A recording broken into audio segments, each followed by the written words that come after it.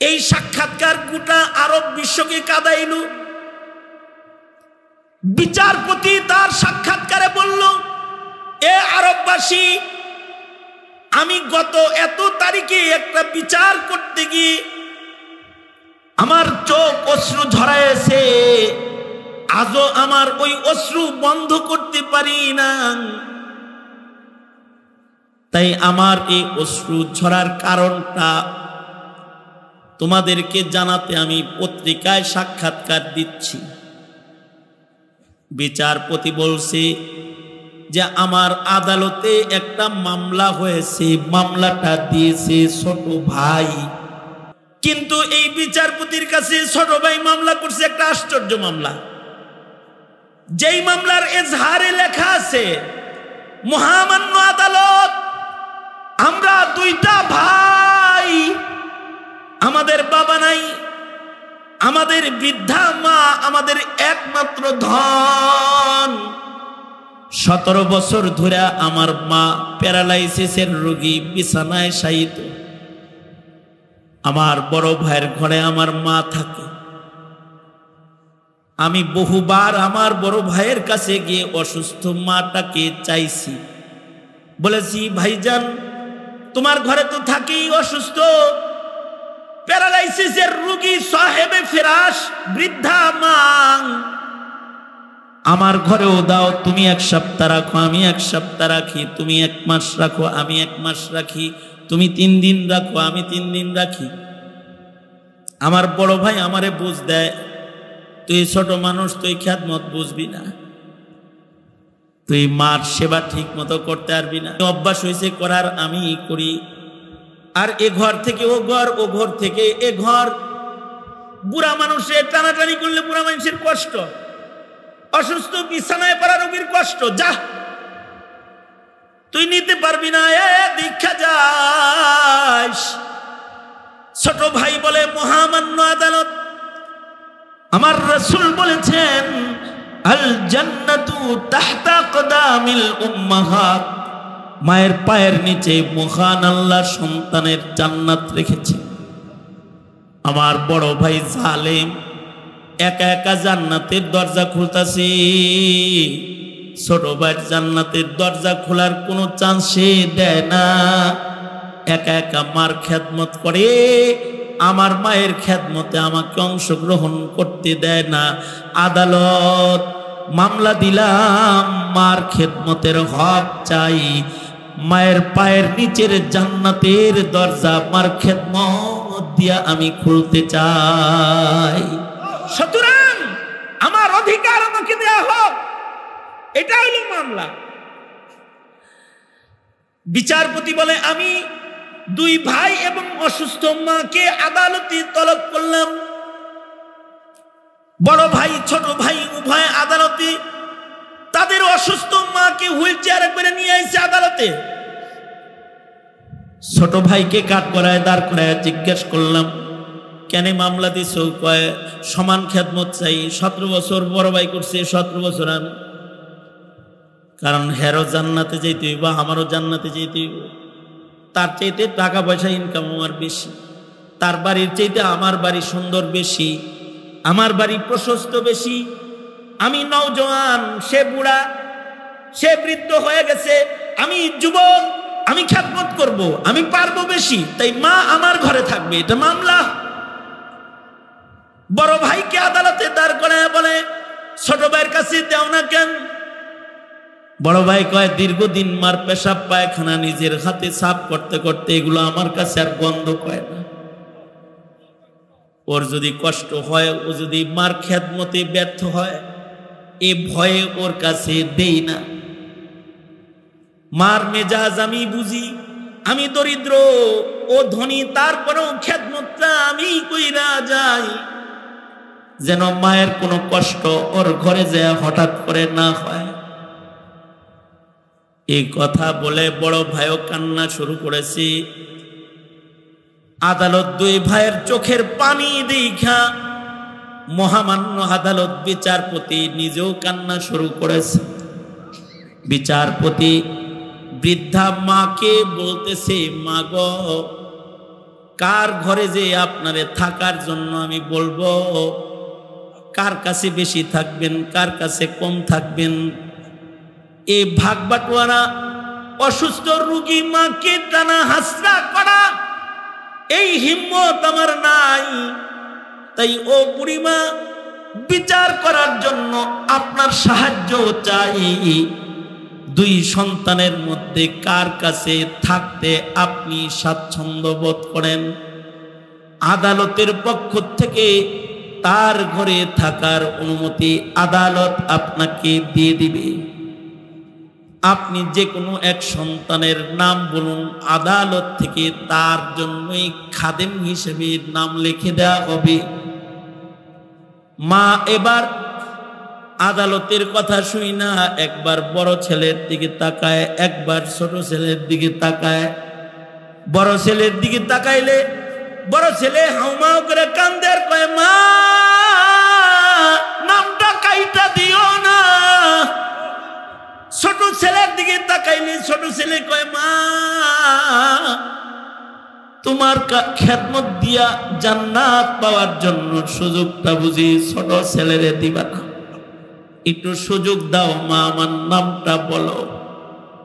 মা নিজেও কাঁদে, একবার ছোট ছেলে দেখে, একবার বড় ছেলে তাকায় দেখে। আদালত বলে, বলেন না। মা বলে, আদালত আমি বলতে পারবো না।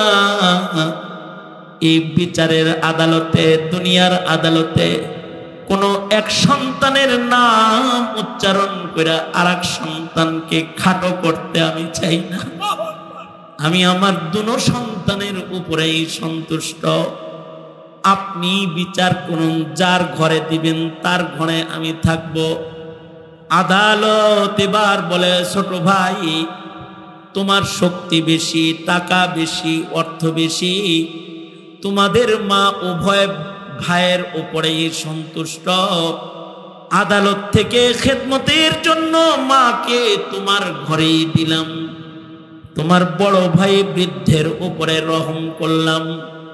কিন্তু মনে রাখবে, কখনো যদি তোমার বড় ভাই তার ঘরে তার মাকে নিয়ে যেতে চায়, আর যদি দরজায় দাঁড়ায়, বাধা দিবা না। নিজে কোলে কইরা মাটাকে বড় ভাইয়ের বাড়ি দিয়ে আইসো। আদালত বলে, আমি কাঁদলাম এজন্য, এইরকম আদর্শ সন্তান যদি পৃথিবীর সব ঘরে ঘরে একটা করে আল্লাহ দিত, তাহলে বুড়া বয়সে কোনো মা বাবার কষ্ট করতে হইতো না, কোনো মা বাবাকে বৃদ্ধাশ্রমে যায় থাকতে হইতো না, গোপনে দরজা বন্ধ করে কোনো মা বাবাকে কান্না করতে হইতো না। আল্লাহ তাআলা নিজে শিখায়া দিয়া বলে, এরে পিতার কাফেলা, তোদের ঔরসে তোদের ঘরে আমি মানুষ পাঠাই, তোরা আমার কাছে দোয়া করবি, রব্বানা হাবলানা মিন আজওয়াজিনা ওয়া যুররিয়াতিনা কুররাতা আয়ুন ওয়াজআলনা লিল মুত্তাকিনা ইমামা। কারণ হইল, সন্তান সন্ততি যদি ভালো না হয়, এগুলি গণনা করলেও লস, নিজের সন্তান পরিচয় দিলেও লস। কারণ আলা কুল্লুকুম রাইন ওয়া কুল্লুকুম মাসউলুন আন রাইয়াতিহি ওয়াল্লাযীনা ইয়াকুলুনা রব্বানা হাব লানা মিন আজওয়াজিনা ওয়া যুররিয়াতিনা কুররাতা আ'য়ুন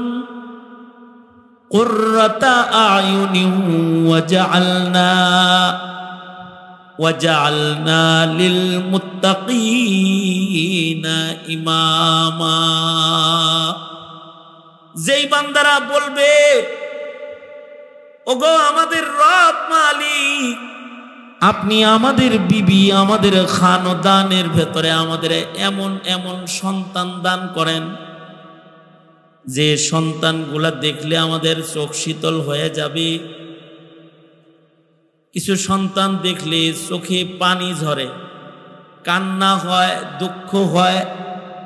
কিছু সন্তান দেখলে চোখ জোড়ায়, দিল ঠান্ডা হয়। আল্লাহ বলেন তোমরা আমার কাছে এমন সন্তান চাও, আল্লাহ আপনি আমাকে এমন সন্তান দান করেন যে সন্তান দেখলে আমার চোখ জুড়াবে, দিল ঠান্ডা হবে, আর যে সন্তানটা হবে জমিনের উপরে মুত্তাকি নেককার বান্দাদের সর্দার নেতা, যে সন্তানটা নেককারদের সর্দার হবে।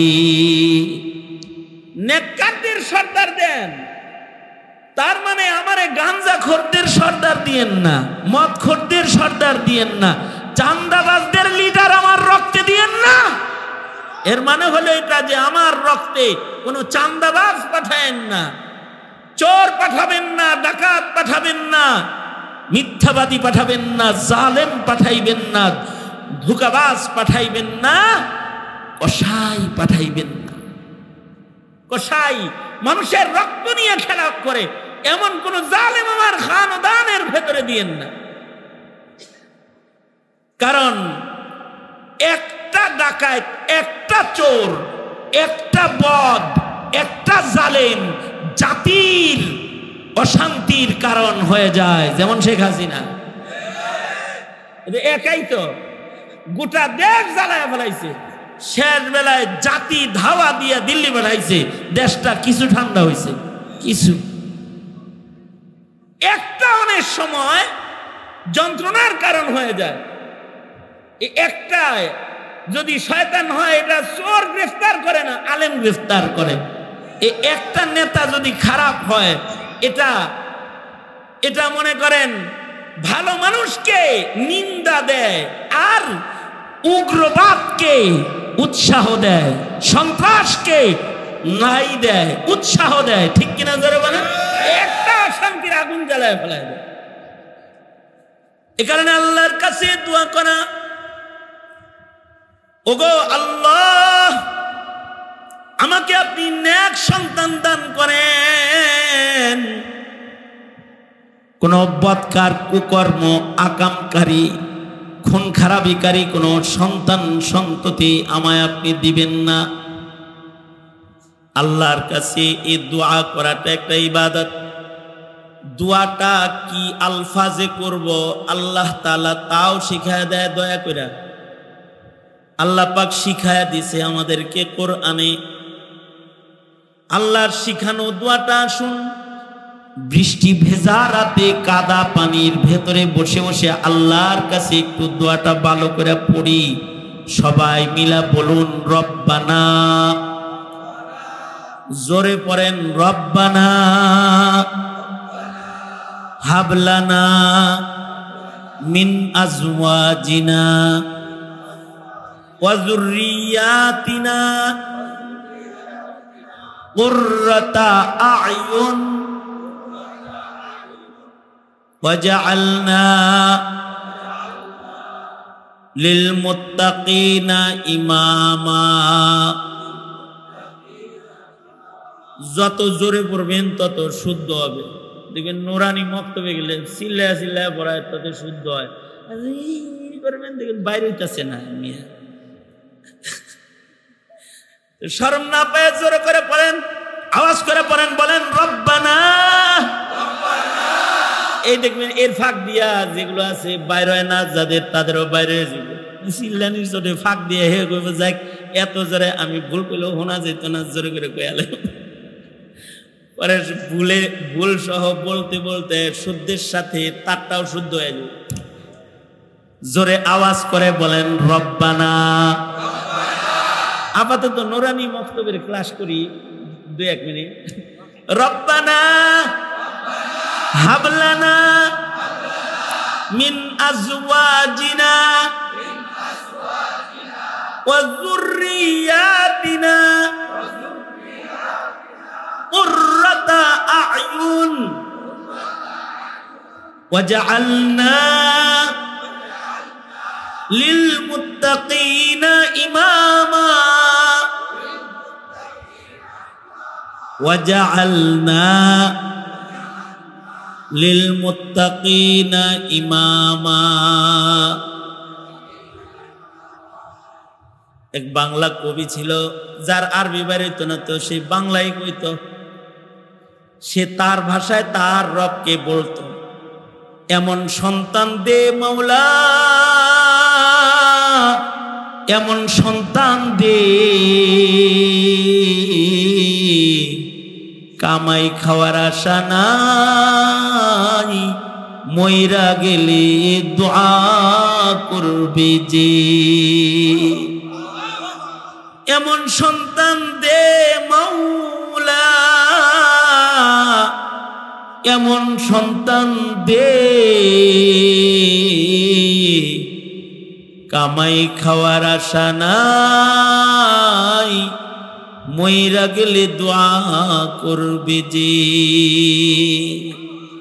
যেমন এখানে যারা বসছে, যাদের মা বাপ নাই, যাদের বাড়িতে যায় মা বলে ডাকার কেউ নাই, অথবা আব্বা ডাকার কেউ নাই, তাদের দিলের ভেতরে একটা চিন্তা আছে, মাটারে কবর ঘরে রেখে আসছি, আব্বাটারে কবরে রেখে আসছি, আলেমদের সাথে বসছি, আজকে একটু মার জন্য দোয়া করব, এই আশাই বসে থাকে। ওই যে দোয়া করলে সন্তানের দোয়া আল্লাহর কাছে মা বাবার হকে বড় দান। সন্তানদের দোয়ার বদলায় মা বাবার কবরের আযাব মহান আল্লাহ মাফ করে দেয়। এ কারণে সন্তানরা যখন দোয়া করে, তখন মা বাবার জন্য দোয়া করে, করুক, করবে, এটা আল্লাহর পছন্দ। আমি যেদিনই কোনো আখেরি মুনাজাত লয়ে বসে পড়ি, আমি জানি যে আজকে আমার দোয়া করতে হবে। যদি এমনটি হয় পরিবেশ, তাহলে আমার দিল আগের থেকেই টানতে থাকে। আমি গুনাহগার হলেও এই মাহফিলে তো কোনো না কোনো নেককার আছে, এদের সাথে একটু আমি যে ওই যে কাফন পড়ায় আমার বাপ জয়নাল আবদিনকে যে কবরে নামাইছি, আমি যে আমার বাবার কবরে নিজের হাতে মাটি দিচ্ছি, তখন আমার স্মরণ হইতে থাকে। আর আমার কানে কেমন যেন একটা আওয়াজ মনে হয় আসে, আমার হৃদয়ের ভেতরে এরকম একটা অনুভূতি হয়, আমার বাবা না জানি কবর থেকে আমার দিকে তাকায় রয়েছে আর বলতেছে, সন্তান, হাজার মানুষ লয়ে বসছো, আমার জন্য একটু দোয়া পাঠায় না। মা বাবার জন্য সন্তানরা কি শব্দে দোয়া করবে আল্লাহ তাও শিখিয়ে দিছে। কারণ সন্তানদের দোয়া মা বাবার জন্য একটা ধন। আরবি বলতে পারে না তো বাংলাই বলে, আল্লাহর কাছে পাপ হইয়া বাংলায় রবের ডাইকে ডাইকে কয়, ও মাওলা, এমন সন্তান দে মাওলা রে, এমন সন্তান দে রে মাওলা, এমন সন্তান দে, কামাই খাওয়ার আশা নাই, মইরা গেলে দোয়া করবে যে। প্রতিটা মানুষে দোয়া করবে, বিবাহিত অবিবাহিত বিয়ে করবে, তার বংশে সন্তান হবে, তার ঘরে মানব সম্পদ জন্মগ্রহণ করবে, তার ঔরস থেকে দুনিয়ায় মানুষ পয়দা হবে। সে দোয়া করবে, হাবলানা মিন আজওয়াজিনা ওয়া যুররিয়াতিনা কুররাতা আয়ুন ওয়াজআলনা লিল মুত্তাকিনা ইমামা। কারণ কারোর খানদানের ভেতরে যদি একটা ভালো সন্তানের জন্ম হইয়া যায় আল্লাহর দয়ায়, তাইলে এই ভালো সন্তান দুনিয়ার জীবনে পিতামাতার গৌরব, অহংকারে পরিণত হয়, মা বাবার গর্বের ধন হয়ে যায়। এ সন্তানের জন্য মা বাবার সম্মান বেড়ে যায়, এ সন্তানের জন্য মা বাবা ইজ্জতের আসন পেয়ে যায়। আর যদি সন্তানগুলা খারাপ হয় তো মানুষের ভৎসনার শিকার হয়ে যায় মা বাপ হওয়ার পরেও। অমুকের টাকা আছে, পয়সা আছে, কিন্তু হের ঘরের ছেলে সন্তানগুলো আমাদের সমাজের জন্য গজব, এ কথাই বলে ফেলায়। আর যদি রিক্সাওয়ালাও হয়, কুৎসি কালো লোক হয়, তার ঘরে যদি একটা ভালো সন্তান রয়, তো মানুষ বলে পেটে ভাত নাই, ঘরের উপরে চাল নাই, ঘরের চতুর্দিকে বেড়া নাই, কিন্তু আল্লাহ ওর ভাঙ্গা ঘরে একটা সোনার টুকরা দিছে।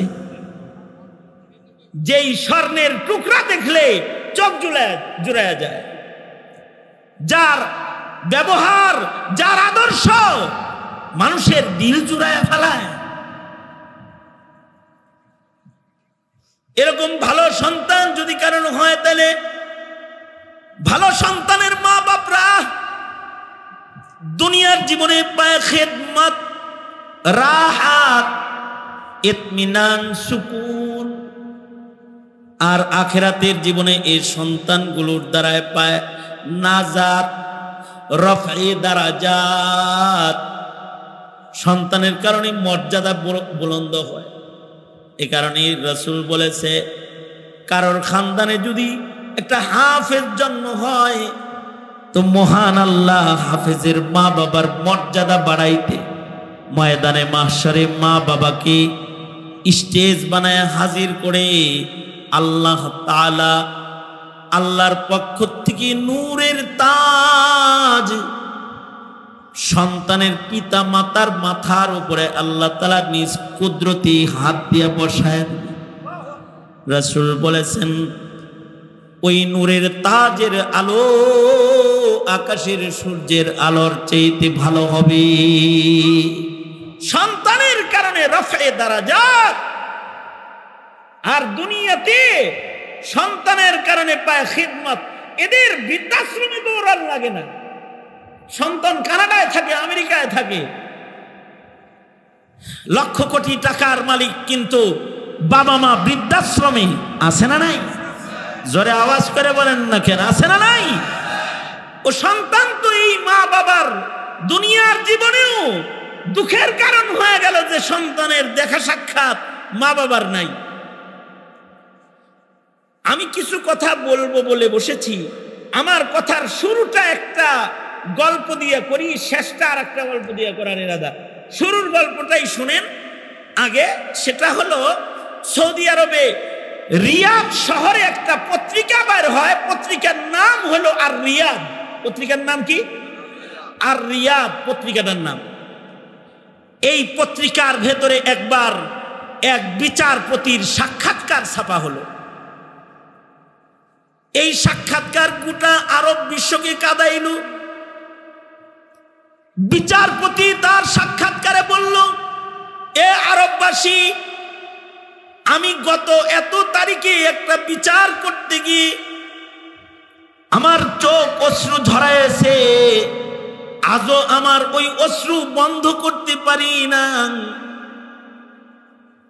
তাই আমার এই অশ্রু ঝরার কারণটা তোমাদেরকে জানাতে আমি পত্রিকায় সাক্ষাৎকার দিচ্ছি। বিচারপতি বলছে যে আমার আদালতে একটা মামলা হয়েছে, মামলাটা দিয়েছে ছোট ভাই। কিন্তু এই বিচারপতির কাছে ছোট ভাই মামলা করছে একটা আশ্চর্য মামলা। যেই মামলার এজাহারে লেখা আছে, মহামান্য আদালত, আমরা দুইটা ভাই, আমাদের বাবা নাই, আমাদের বৃদ্ধা মা আমাদের একমাত্র ধন। 17 বছর ধরে আমার মা প্যারালাইসিসের রোগী, বিছানায় শায়িত। আমার বড় ভাইয়ের ঘরে আমার মা থাকে। আমি বহুবার আমার বড় ভাইয়ের কাছে গিয়ে অসুস্থ মাটাকে চাইছি, বলেছি, ভাইজান তোমার ঘরে তো থাকেই অসুস্থ, প্যারালাইসিসের রোগী, সাহেবে ফিরাস, বৃদ্ধা মা, আমার ঘরেও দাও। তুমি 1 সপ্তাহ রাখো, আমি 1 সপ্তাহ রাখি। তুমি 1 মাস রাখো, আমি 1 মাস রাখি। তুমি 3 দিন রাখো, আমি 3 দিন রাখি। আমার বড় ভাই আমারে বুঝ দেয়, তুই ছোট মানুষ, তুই খেদমত বুঝবি না। তুই মার সেবা ঠিক মতো করতে পারবি না, অভ্যাস হয়েছে করার, আমি করি। আর এ ঘর থেকে ও ঘর, ও ঘর থেকে এ ঘর। বুড়া মানুষের টানাটানি করলে বুড়া মানুষের কষ্ট, অসুস্থ বিছানায় পড়া রোগীর কষ্ট, যা তুই নিতে পারবি না, দীক্ষা যাস। ছোট ভাই বলে মহামান্য আদালত। আমার রাসূল বলেছেন আল জান্নাতু তাহতা আকদামিল উম্মাহাত, মায়ের পায়ের নিচে মহান আল্লাহ সন্তানের জান্নাত রেখেছে। আমার বড় ভাই জালেম একা একা জান্নাতের দরজা খুলতাছে, ছোট ভাইয়ের জান্নাতের দরজা খোলার কোনো চান্স সে দেয় না। একা একা মার খেদমত করে, আমার মায়ের খেদমতে আমাকে অংশগ্রহণ করতে দেয় না। আদালত মামলা দিলাম, মার খেদমতের হক চাই, মায়ের পায়ের নিচের জান্নাতের দরজা মার খেদমত দিয়া আমি খুলতে চাই। সুতরাং আমার অধিকার আমাকে দেয়া হোক, এটা হইল মামলা। বিচারপতি বলে আমি দুই ভাই এবং অসুস্থ মাকে আদালতে তলব করলাম। বড় ভাই ছোট ভাই উভয় আদালতে তাদের অসুস্থ মাকে হুইল চেয়ারে করে নিয়ে আইছে আদালতে। ছোট ভাইকে কাঠ করায় দাঁড় করায় জিজ্ঞেস করলাম, কেন মামলা দিছো? কয় সমান খেদমত চাই। 17 বছর বড় ভাই করছে, 17 বছর আমি। কারণ হেরো জান্নাতে যেতে হইব, আমারও জান্নাতে যেতে হইব। তার চাইতে টাকা পয়সা ইনকাম আমার বেশি, তার বাড়ির চাইতে আমার বাড়ি সুন্দর বেশি, আমার বাড়ি প্রশস্ত বেশি। আমি নওজোয়ান, সে বুড়া, সে বৃদ্ধ হয়ে গেছে, আমি যুবক, আমি খেদমত করব, আমি পারবো বেশি, তাই মা আমার ঘরে থাকবে। এটা মামলা। বড় ভাইকে আদালতে দাঁড় করায় বলে ছোট ভাইয়ের কাছে দেও না কেন? বড় ভাই কয় দীর্ঘদিন মার পেশাব পায়খানা নিজের হাতে সাফ করতে করতে এগুলো আমার কাছে আর গন্ধ কয় না। ওর যদি কষ্ট হয়, ও যদি মার খেদমতে ব্যর্থ হয়, এ ভয়ে ওর কাছে দেই না। মার মেজাজ আমি বুঝি, আমি দরিদ্র, ও ধনী, তারপরেও খেদমতটা আমি কইরা যাই, যেন মায়ের কোনো কষ্ট ওর ঘরে যায় হঠাৎ করে না হয়। এই কথা বলে বড় ভাইও কান্না শুরু করেছে। আদালত দুই ভাইয়ের চোখের পানি দেখা মহামান্য আদালত বিচারপতি নিজেও কান্না শুরু করেছে।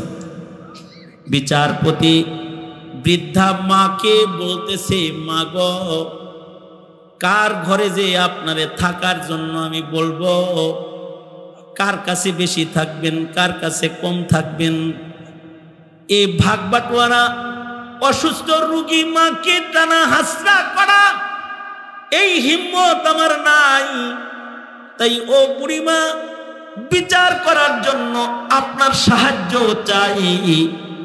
দুই সন্তানের মধ্যে কার কাছে থাকতে আপনি স্বাচ্ছন্দ্য বোধ করেন? আদালতের পক্ষ থেকে তার ঘরে থাকার অনুমতি আদালত আপনাকে দিয়ে দিবে। আপনি যে কোনো এক সন্তানের নাম বলুন, আদালত থেকে তার জন্যই খাদেম হিসেবে নাম লিখে দেওয়া হবে। মা এবার আদালতের কথা শুই না একবার বড় ছেলের দিকে তাকায়, একবার ছোট ছেলের দিকে তাকায়। বড় ছেলের দিকে তাকাইলে বড় ছেলে হাউমাউ করে কান্দে আর কয়, মা নামটা কাইটা দিও না। ছোট ছেলের দিকে তাকাইলে ছোট ছেলে কয়, মা তোমার খেদমত দিয়া জান্নাত পাওয়ার জন্য সুযোগটা বুঝি ছোট ছেলেরে দিবা না, একটু সুযোগ দাও মা, আমার নামটা বলো। মা নিজেও কাঁদে, একবার ছোট ছেলে দেখে, একবার বড় ছেলে তাকায় দেখে। আদালত বলে, বলেন না। মা বলে, আদালত আমি বলতে পারবো না। এই বিচারের আদালতে, দুনিয়ার আদালতে কোনো এক সন্তানের নাম উচ্চারণ করে আর এক সন্তানকে খাটো করতে আমি চাই না। আমি আমার দুনো সন্তানের উপরেই সন্তুষ্ট। আপনি বিচার করুন, যার ঘরে দিবেন তার ঘরে আমি থাকব। আদালত এবার বলে, ছোট ভাই তোমার শক্তি বেশি, টাকা বেশি, অর্থ বেশি, তোমাদের মা উভয় ভাইয়ের উপরেই সন্তুষ্ট। আদালত থেকে খেদমতের জন্য মাকে তোমার ঘরেই দিলাম, তোমার বড় ভাই বৃদ্ধের উপরে রহম করলাম। কিন্তু মনে রাখবে, কখনো যদি তোমার বড় ভাই তার ঘরে তার মাকে নিয়ে যেতে চায়, আর যদি দরজায় দাঁড়ায়, বাধা দিবা না, নিজে কোলে কইরা মাটাকে বড় ভাইয়ের বাড়ি দিয়ে আইসো। আদালত বলে, আমি কাটলাম এজন্যে, এইরকম আদর্শ সন্তান যদি পৃথিবীর সব ঘরে ঘরে একটা করে আল্লাহ দিত, তাহলে বুড়া বয়সে কোনো মা বাবার কষ্ট করতে হইতো না, কোনো মা বাবাকে বৃদ্ধাশ্রমে যায় থাকতে হইতো না, গোপনে দরজা বন্ধ করে কোনো মা বাবাকে কান্না করতে হইতো না। আল্লাহ তাআলা নিজে শিখায়া দিয়া বলে, এরে পিতার কাফেলা, তোদের ঔরসে তোদের ঘরে আমি মানুষ পাঠাই, তোরা আমার কাছে দোয়া করবি, রব্বানা হাবলানা মিন আজওয়াজিনা ওয়া যুররিয়াতিনা কুররাতা আয়ুন ওয়াজআলনা লিল মুত্তাকিনা ইমামা। কারণ হইল, সন্তান সন্ততি যদি ভালো না হয়, এগুলি গণনা করলেও লস, নিজের সন্তান পরিচয় দিলেও লস। কারণ আলা কুল্লুকুম রাইন ওয়া কুল্লুকুম মাসউলুন আন রাইয়াতিহি। সাহস করে যে বলবেন আল্লাহর কাছে, আল্লাহ আমার 4 ছেলে 2 মেয়ে, এই 6টারই হিসাব দিতে হবে আদালতে কিবরিয়াতে। কারে কি শিখাইছেন, কারে কোন পর্যন্ত পৌঁছাইছেন, কারে দিয়ে সমাজের কোন কাজটা করাইছেন, হিসাব দিতে হবে সন্তান সন্ততির। এ কারণেই হাকিমুল উম্মত থানবী বলেছেন, সন্তানদের দায়িত্ব পালন করতে গিয়ে পিতারা 3 ভাগে ভাগ হয়ে যায়। হাকিমুল উম্মত থানবী বলেন, 2 ধরনের পিতা হলো নিকৃষ্ট পিতা, আর 1 ধরনের পিতা হলো উৎকৃষ্ট পিতা। পিতা মোট 3 ভাগ। সন্তান লালন পালন ক্ষেত্রে পিতারা 3 প্রকার। 1 প্রকারের পিতা সন্তানের আদর্শ পিতা, আর 1 প্রকারের পিতা সন্তানদের কুখ্যাত পিতা। কুখ্যাত পিতা, কুখ্যাত পিতা কারা কারা? হযরত থানবী বলেন, সমাজে এমন কিছু বাবা আছে যারা সন্তান জন্ম দেয়, বড় করে এগুলোকে রাস্তায় ছেড়ে দেয়, এগুলো অটো চালাইবো নাকি হোটেলে থাকবো নাকি চাঁদাবাজি করব নাকি চিন্তায় কাজ করে দিন কাটাইবো নাকি টুকাই মাস্তান হইব, টুকাই গ্রুপের লিডার হইয়া মানুষের জন্য অশান্তির কারণ হইব, এই সমস্ত চিন্তা বাপের মাথায় বিলকুল নাই। অটো ছেলেগুলা বড় হইছে আর ঘরের বাইরে ছেড়ে দিয়েছে স্বাধীন চেতাভাবে চলাফেরা করার জন্য। এই পিতাগুলা হলো নিকৃষ্ট পিতা, যারা ঔরসে সন্তান জন্ম দিয়েছে কিন্তু সন্তানের দায়িত্ব ভার কাঁধে গ্রহণ করে না। আছে না নাই? আমরা একটা জরিপ চালাইছি যে ঢাকা শহরে রাস্তাঘাটে যে ছেলেরা অন্যায় করে অথবা যারা ইয়াবা বাবা বিভিন্ন কিছুর লিডিং প্রদান করে, এই ছেলেগুলার পিতৃ অভিভাবকের সংখ্যা কার কয়টা আছে?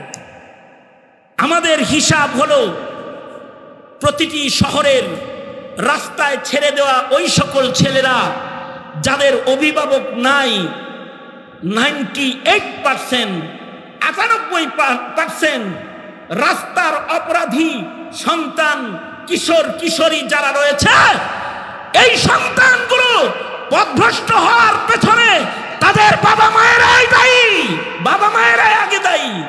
এরা সন্তানের অভিভাবকত্ব করে নাই।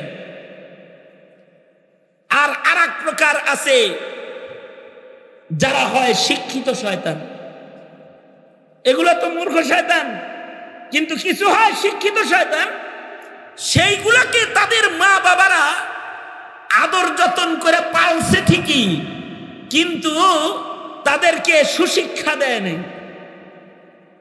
একটা ছেলেকে বিদেশে পড়াইতে আমি অভিভাবকের কাছ থেকে খবর নিছি, বলছি যে আপনার ছেলে যে আমেরিকা কানাডায় পড়ে কত খরচ হয় আপনার? কয় হুজুর 9 মাসে 63 লাখ।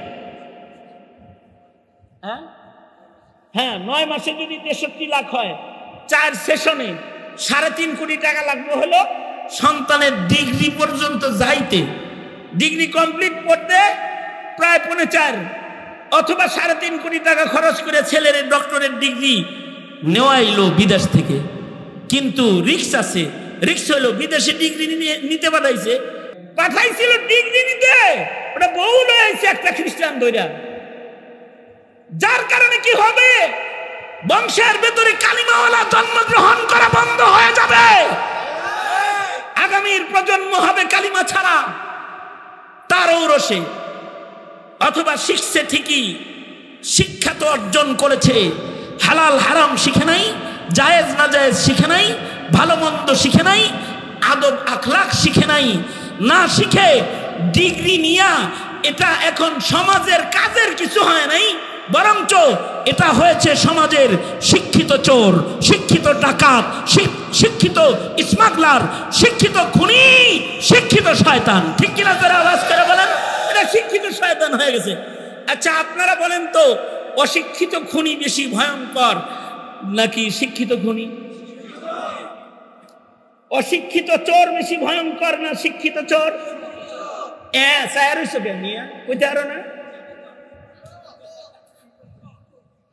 অশিক্ষিত ডাকাত বেশি ভয়ঙ্কর না শিক্ষিত ডাকাত বেশি ভয়ঙ্কর? অশিক্ষিত খুনি বেশি ভয়ঙ্কর না শিক্ষিত খুনিরা বেশি ভয়ঙ্কর? অশিক্ষিত খুনি তো মারামারি করে চরের ভেতরে, মরে 1টা 2টা 3টা, কিন্তু শিক্ষিত খুনি যারা বিচার বিভাগ দখল করে বসে থাকে, ওরা এমন কিছু বিচার বিভাগ থেকে পাশ করে দিয়ে দেয়, যারা আইন প্রণয়ন করে শিক্ষিত খুনি, ওরা এমন কিছু আইন বের করে দেয়, যারা হবে জাতির রক্ষক তাদেরকে খুনি হিসাবে বৈধ লাইসেন্সের পিস্তল দিয়ে শাপলা চত্বরে তাদের দাঁড় করে হাফেজ আলেম হত্যা করে, তাদেরকে দিয়ে বিডিআর হত্যাকাণ্ড ওরা করায়। এইগুলো সব শিক্ষা অর্জন করার পরেই তাদের এই অধঃপতন হয়। যদি কেউ আদর্শ সন্তান হয় তার দ্বারা জাতির মুক্তি হয়, আর কেউ যদি কুসন্তান হয় তার কাছে এদেশ বিক্রি হয়ে যায়। ঠিক কিনা জোরে আওয়াজ করে বলেন, সে দেশকে বিক্রি করে ফেলে। যারা সন্তান গঠন করে সফল হয় ওই সন্তানগুলাই গুনতে হয়, যে সন্তানগুলা গঠন হয় না তাদের গণনা করতে হয় না। হজের সফরে এক চাচারে জিজ্ঞেসি, এই যে আপনার ছোট মেয়ের জামাই, উনি পরিচয় করাইছে, হুজুর এটা ছোট মেয়ের জামাই। আমি তো চেহারা দেখে মনে করছি কোনো মুফতি সাহেব। আমি কইছি যে আপনি কোন মাদ্রাসার খাদেম ভাই? উনি কয় হুজুর আমি ইঞ্জিনিয়ার। দাওয়াত ও তবলিগের মেহনতের বরকতে, আল্লাহওয়ালাদের সোহবতের বরকতে আল্লাহ আমারে রং দান করছে। আমি চাচারে জিজ্ঞাইলাম, এরকম রঙের সন্তান আপনার কয়টা আছে? আল্লাহর মাল, আপনার কয়টা সন্তান? চাচা কয় সন্তান? চাচা কয় 2 ছেলে 2 মেয়ে। সবগুলার রঙই কি এরকম নাকি? কয় আলহামদুলিল্লাহ সবার রং এরকম সুন্দর রং। এগুলো ইংরেজি শিক্ষিত, কিন্তু হালাল হারাম বুঝে, জায়েজ না জায়েজ বুঝে, ন্যায় অন্যায় বুঝে, শরীয়ত মাইনা চলে। ওরা বাগী না, সীমা লঙ্ঘনকারী না, আলহামদুলিল্লাহ পর্দা পুশিদা করে। আমি বললাম তাহলে তো আপনি মাশাআল্লাহ একটা কপালওয়ালা বাপ, ছেলে মেয়ে সব নেককার। আলহামদুলিল্লাহ 4 ছেলে 2 ছেলে 2 মেয়ে, 4 সন্তানই নেককার আপনার। আপনি একজন সার্থক পিতা। মেয়ের জামাই আমার কানে কানে কয়, আব্বা মিথ্যা কথা কইতাছে। কি মিথ্যা কথা কয়? কয় উনি না কইল 2 ছেলে 2 মেয়ে, আসলে কিন্তু ওনার 3 ছেলে 2 মেয়ে। তা আমি চাচারে কইলাম, চাচা আপাতত মক্কাতুল মুকাররমায় আছেন, এটা হুদুদে হারাম, এখানে কোনো নেকির কাম করলে লাখ গুণ বেশি সওয়াব হয়।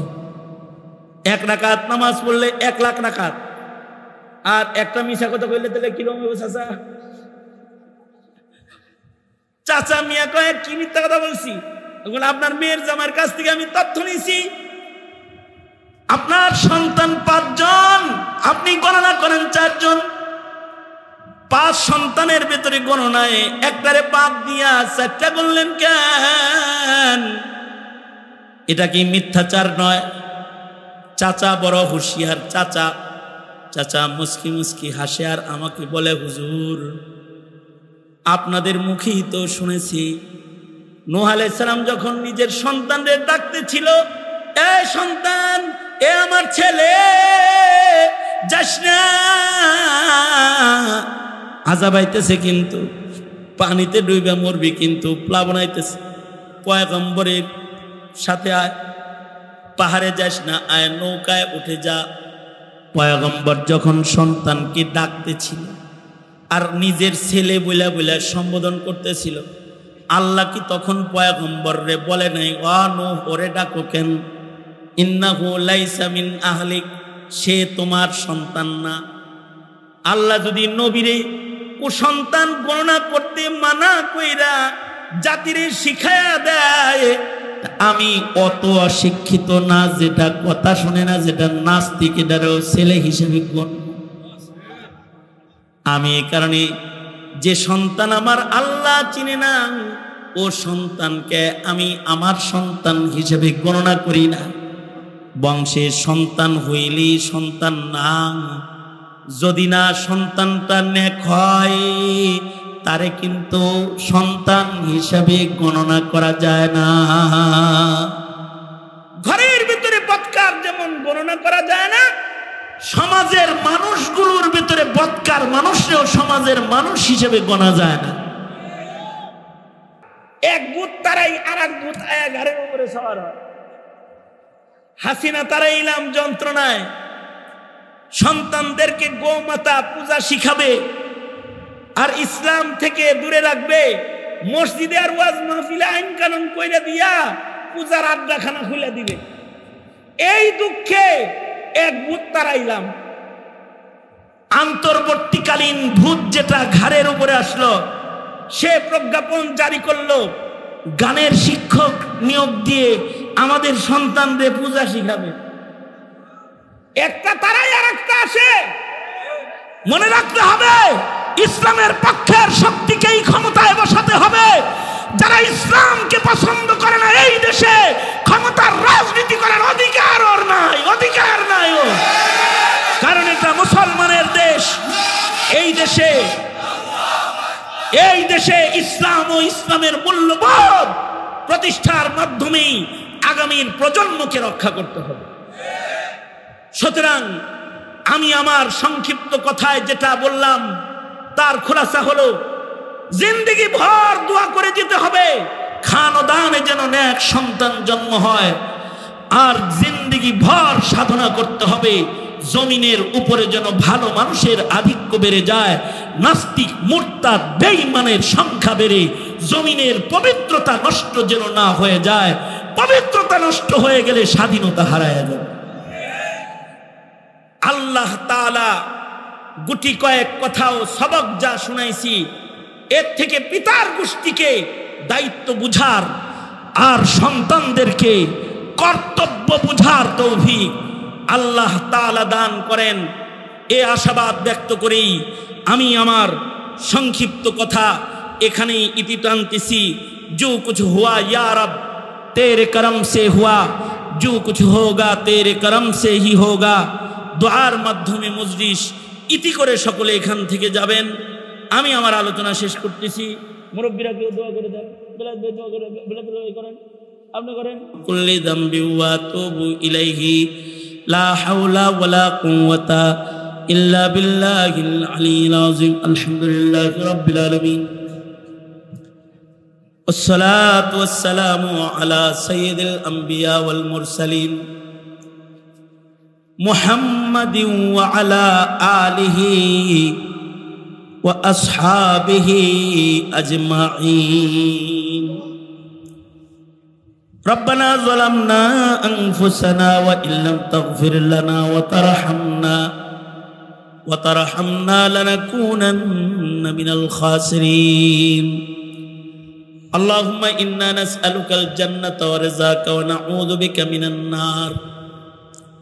রব্বুল আলামিন বৃষ্টি ভেজা রাতে বৃষ্টি কাদার ভেতরে বসে তোমার বান্দাদেরকে সামনে নিয়ে কিছু কথা তোমার কালামের একটি আয়াত সামনে করে বলেছি। ভিক্ষুকের মতো দুইটা হাত বাড়ায় ধরেছি। জিন্দেগির সব গুনার জন্য তোমার কাছে মাপ চাই। ও জাহানের মালিক, মেহেরবানি করে আমাদের জিন্দেগির সব গুনাহ মাফ করে দাও আল্লাহ।